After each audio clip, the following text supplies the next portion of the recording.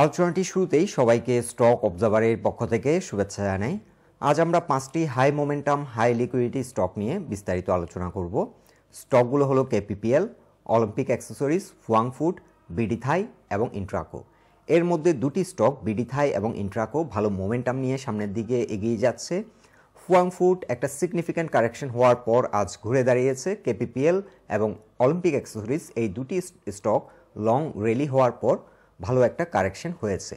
চলুন তাহলে বন্ধুরা জেনে নিই এই স্টকগুলোর বর্তমান অবস্থান এবং ফিউচারে কেমন প্রাইস অ্যাকশন হতে পারে। আলোচনাটি শুরুতেই সবাইকে রিকোয়েস্ট করব ডিসক্লেমার অংশটি আপনারা ভালো করে পড়ে নেবেন। পুঁজিবাজার ঝুঁকিপূর্ণ। আপনার কোনো পার্সোনাল বাই এবং সেলের কারণে আপনি যদি ক্ষতিগ্রস্ত হয়ে থাকেন সে দায় স্টক অবজারভার বহন করবে না। শুরুতেই ডে চার্টে দেখে নিচ্ছি Khulna printing and packaging limited এই স্টকটির অবস্থান। স্টকটি বর্তমানে একটি গুরুত্বপূর্ণ সাপোর্ট পয়েন্টের আশেপাশে অবস্থান করছে। লাস্ট টাইম আমরা যে আপডেটটি দিয়েছিলাম এই স্টকটির জন্য একটি গুরুত্বপূর্ণ সাপোর্ট আমরা মেনশন করেছিলাম 26.5 কিংবা 26.6। এখানে রয়েছে নেক পয়েন্ট সাপোর্ট। স্টকটি রিসেন্টলি 34 পর্যন্ত প্রাইস অ্যাকশন করে এবং এরপর কিন্তু কারেকশনের মধ্য দিয়ে যাচ্ছে। বর্তমানে এটি 26 প্রাইস পয়েন্টে এসে সাপোর্ট নেওয়ার চেষ্টা করছে। সেল প্রেশারও অনেকটা কমে গেছে। এখন যে ব্যাপারটি আমাদেরকে গুরুত্ব সহকারে লক্ষ্য রাখতে হবে সেটি হচ্ছে এই স্টকটি তার নেক পয়েন্টের মধ্যে সফলভাবে এন্টার করতে সক্ষম হচ্ছে কিনা। 26.6 উপরে যদি স্টকটি রিচ করতে না পারে স্টকটি ফার্দার কারেকশন হতে পারে এবং সেক্ষেত্রে স্ট্রং সাপোর্ট পরবর্তী যে স্ট্রং সাপোর্টটি পাবে 24-এ। সো স্টকটি এখন যদি 26.6 উপর ঘুরে দাঁড়াতে ব্যর্থ হয় ফার্দার কারেকশন হওয়ার সম্ভাবনা রয়েছে। সেক্ষেত্রে নেক্সট যে স্ট্রং সাপোর্ট হবে 24।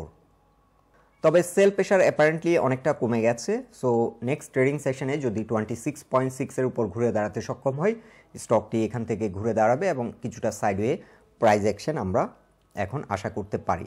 সো স্টকটির ক্ষেত্রে এখন নতুন করে যদি আমরা এন্ট্রি নিই, যদি নেক পয়েন্টে এন্টার করতে সক্ষম হয় আমরা 27-এ যদি এই স্টকটি এন্ট্রি নিই সেক্ষেত্রে স্টপ লস আমরা সেট করব 26-এর নিচে চলে গেলে আমরা স্টপ লস চিন্তাভাবনা করব আর আমাদের ফার্স্ট টার্গেট হবে 34। স্টকটি অলমোস্ট 38%-এর যে কারেকশন রিট্রেসমেন্ট সাইকেলটি সেটি কমপ্লিট করেছে। যদিও 38%-এর যে সাইকেলটি ছিল price point level 24.7 exactly hit করেনি, কিন্তু তার কিছুটা আগে থেকে স্টকটি ঘুরে দাঁড়িয়েছে এবং বর্তমানে সাপোর্ট নিচ্ছে 26-এ। আর এই স্টকটি যেহেতু একটা হিউজ মানি ফ্লো নিয়ে এই ড্রাইভটি দিয়েছে, এখানে একটা লং র্যালি আমরা দেখতে পাচ্ছি। সো যেহেতু হিউজ মানি ফ্লো নিয়ে এই র্যালিটি হয়েছে স্টকটি ফার্দার আরও ট্রাভেল করবে 44 পর্যন্ত গন্তব্য হতে পারে। সো এখন যেটি দেখার বিষয় এটি ফার্দার কারেকশন হবে কি এখান থেকে ঘুরে যাবে এই বিষয়টি আমরা হয়তো আর 2-1 দিনের মধ্যে কনফার্ম হয়ে যাব। সো এটি বর্তমান সময়ের one of the best performing stock, এটা আমরা ক্লোজলি মনিটরিং করতে পারি এই স্টকটি। এখন ডে চার্টে দেখে নিচ্ছি অলিম্পিক অ্যাক্সেসরিজ লিমিটেড এই স্টকটির অবস্থান। এই স্টকটির ক্ষেত্রে লাস্ট টাইম আমরা যেটি মেনশন করেছিলাম 15 টাকা 60 পয়সা এই জোনটিতে এসে সাপোর্ট নেওয়ার চেষ্টা করবে। আমরা আপনাদেরকে যে ফিবোনাচি চার্টে যেটি দেখিয়েছিলাম 38%-এর সাইকেলটি যদি রেসপেক্ট না করে আমরা পরবর্তী যে টার্গেট দিয়েছিলাম 15.6-এ এসে সাপোর্ট নেওয়ার চেষ্টা করবে। স্টকটি কিন্তু আজকে দিন শেষে 15.6-এ এসে ক্লোজ হয়েছে। সো 50%-এর যে সাইকেলটি সেটি কমপ্লিট করেছে, যদিও কিছুটা রিট্রেস করেছিল কিন্তু ইমিডিয়েটলি কিন্তু কামব্যাক করে। সো স্টকটি এখন 15 টাকা 60 পয়সায় সাপোর্ট নিয়ে নিচ্ছে আর এখান থেকে যদি স্টকটি ঘুরে দাঁড়ায় পরবর্তী গন্তব্য হতে পারে 21 থেকে 22। সো স্টকটি আমরা যদি এখন নতুন করে এন্ট্রি নিই তাহলে আমাদের টার্গেট হবে 21, ফার্স্ট টার্গেট হবে 21। যাত্রাপথে এখানে 17 টাকায় অনেকটা সেল প্রেশার আসবে, তবে সিগনিফিক্যান্ট সেল প্রেশার আসবে 18 টাকা 60 থেকে 20 টাকা। এই জোনটিতে কিন্তু ভালো রকমের একটা সেল প্রেশার আসবে। আপাতত সেল প্রেশার অনেকটা কমে গেছে, এখান থেকে আশা করি যদি কিছুটা রিট্রেস করেও ইমিডিয়েটলি কামব্যাক করবে। মার্কেট যদি নেগেটিভ পারফর্ম করে হয়তো ফার্দার আবার একটু রিট্রেস করতে পারে 15 কিংবা আশেপাশে এই জোন থেকে ঘুরে দাঁড়াবে এবং এখান থেকে নতুন করে প্রাইস অ্যাকশনের মাধ্যমে এটি 20 থেকে 21 পর্যন্ত আমাদের ফার্স্ট টার্গেট। এই স্টকটিতেও কিন্তু হাই লিকুইডিটি আমরা লক্ষ্য করছি।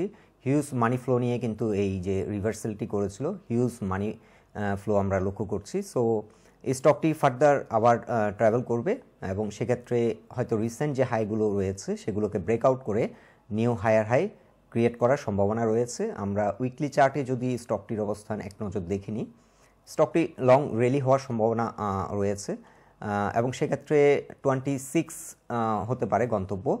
তবে স্টকটি একসময় 60 প্লাস প্রাইস অ্যাকশন হয়েছিল এবং স্টকটি কোনো একটা পয়েন্টে 2024-এ যদি মার্কেট স্ট্রং হয়, হয়তো তার যে হায়ার হাই যেটা করেছিল অল টাইম হাই, সে অল টাইম হাইয়ের দিকে এগিয়ে যাবে। তবে সময় লাগবে। আপাতত স্টকটি আমাদের ট্রেডিং পার্সপেক্টিভ থেকে আমরা আলোচনা করছি 20 থেকে 21 ফার্স্ট টার্গেট, এবং এটি ব্রেকআউট করলে পরবর্তী টার্গেট হবে 25 থেকে 26। এখন ডে চার্টে দেখে নিচ্ছি ফুয়াং ফুড লিমিটেড এই স্টকটির অবস্থান। স্টকটি রিসেন্টলি বড় রকমের একটা পতন আমরা লক্ষ্য করছি। স্টকটি কিন্তু অনেকটা কারেকশন হয়েছিল এবং বরাবরই কিন্তু 28-এর এই সাপোর্টটিকে কিন্তু অনেক দিন ধরে কিন্তু রেসপেক্ট করছিল, বাট দিস টাইম কয়েকদিন আগে স্টকটি এই সাপোর্টটিকে রেসপেক্ট না করে এটি 24.6 পর্যন্ত নেমে যায়। সো এটি কিন্তু ইমিডিয়েটলি কাম ব্যাক করে।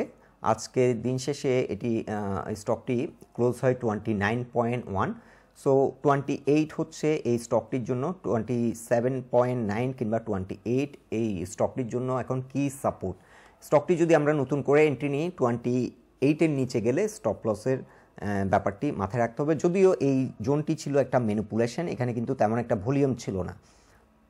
বেসিক্যালি ইনস্টিটিউশন এই ধরনের ডাউনফলগুলো করায় কালেকশনের জন্য। এখানে স্টপ লস কিংবা ফোর্স সেল যেটাই বলা হোক না কেন, এখানে ফেয়ার সেল কিংবা স্টপ লস এই দুটোকে কালেক্ট করার জন্যই বেসিক্যালি এই ডাউনটা অনেক সময় ইন্টেনশনালি করায়। তবে স্টকটি সিগনিফিক্যান্ট কারেকশন হয়ে গেছে এবং এই জোনটি ছিল স্ট্রং একটি ডিমান্ড জোন, এবং এই ডিমান্ড জোনে এখনও এন্ট্রি নেওয়ার জন্য একটা সুইটেবল প্রাইস পয়েন্টে আছে এবং এই স্টকটির গন্তব্য হতে পারে 43 হতে পারে ফার্স্ট টার্গেট। বর্তমানে আমরা যেহেতু নতুন বছরে একটা লং টার্ম প্রজেকশন নিয়ে এখন আমরা একটু চিন্তাভাবনা করছি, ডে টু ডে যারা ট্রেড করছেন তাদের জন্য ফার্স্ট টার্গেট হতে পারে 32, সেকেন্ড টার্গেট হতে পারে 35, বাট একটু লং টার্ম যারা সময় নিয়ে ট্রেড করছেন তাদের জন্য ফার্স্ট টার্গেট হতে পারে 43। এই স্টকটিতেও কিন্তু হিউজ মানি ফ্লো এবং আউটফ্লো কিন্তু মানি আউটফ্লো কিন্তু খুবই কম, মানি ইনফ্লো কিন্তু হায়ার দেন মানি আউটফ্লো। সো স্টকটি আবার তার যে রিসেন্ট যে হাইটি করেছিল সেই হাইয়ের দিকে এগিয়ে যাবে এবং কোনো একটা পয়েন্টে এই স্টকটি 52 থেকে 60 পর্যন্ত প্রাইস অ্যাকশন হওয়ার সম্ভাবনা রয়েছে। আর এই স্টকটি ভালো পারফর্ম করবে এখন 30 প্লাসে যদি স্টকটি ঘুরে দাঁড়াতে সক্ষম হয়, তাহলে স্টকটি ভালো একটা মুভমেন্টে যাবে এবং আগের মতো একটা পারফরমেন্স প্রাইস অ্যাকশন আমরা দেখতে পাবো। সো ইন শর্ট, স্টকটি এখন এন্ট্রি নেওয়ার জন্য সুইটেবল প্রাইস পয়েন্টে রয়েছে। তারপরও আমরা যারা ডে টু ডে ট্রেড করি 28-এর নিচে নেমে গেলে আমরা স্টপ লস দেওয়ার বিষয়টি আমাদেরকে চিন্তাভাবনা করতে হবে। আর যারা একটু সময় নিয়ে ট্রেড করতে চান তারা চাইলে ডলার কস্ট অ্যাভারেজের মাধ্যমে স্টকটি অ্যাকুমুলেট করতে পারেন। ডলার কস্ট অ্যাভারেজ নিয়ে আমাদেরকে হয়তো কয়েকজন আমাদের ইনবক্সে আমাদেরকে জানতে চেয়েছেন ব্যাপারটি। আসলে এটি হচ্ছে over the passage of time. আপনি চাইলে উইকলি বেসিসও কিছু স্টক কিনতে পারেন, প্রতি উইকে অল্প অল্প করে কিনতে পারেন। আপনার যদি 1 লাখ টাকার কেনার ইচ্ছা থাকে আপনি 4টা উইকে 25,000 টাকা করে কিনতে পারেন একটা স্টককে ডিফারেন্ট প্রাইস পয়েন্টে। সো এটাকে আমরা বলি ডলার কস্ট অ্যাভারেজ। কিংবা আপনি প্রতি মাসে তা আপনার সেভিংস থেকে আপনি যা আর্নিং করেন ওখান থেকে একটা সেভিংস আপনি প্রতি মাসে কিনলেন over the passage of time. সেটা 1 বছর হতে পারে, 3 বছর হতে পারে, 6 মাস হতে পারে। সো আপনি যখনই আস্তে আস্তে করে এটি গ্র্যাজুয়ালি কালেক্ট করবেন, এটা একটা সার্টেন টাইম পর আপনি যদি 6 মাস ধরে একটা স্টক কেনা শুরু করেন, তাহলে 6 মাসের যে গড়টা হয় এটাকে আমরা বলি হচ্ছে ডলার কস্ট অ্যাভারেজ। সো আপনি 29 টাকায় কিছু কিনলেন, এখানে 26 টাকায় কিছু কিনলেন, 24 টাকা কিংবা 25 টাকায় কিছু কিনলেন, আবার এই স্টকটি 32 টাকায় গেলে কিছু কিনলেন, তখন আপনার অ্যাভারেজ প্রাইসটা হয়তো 28 কিংবা 29 টাকায় রয়ে গেল।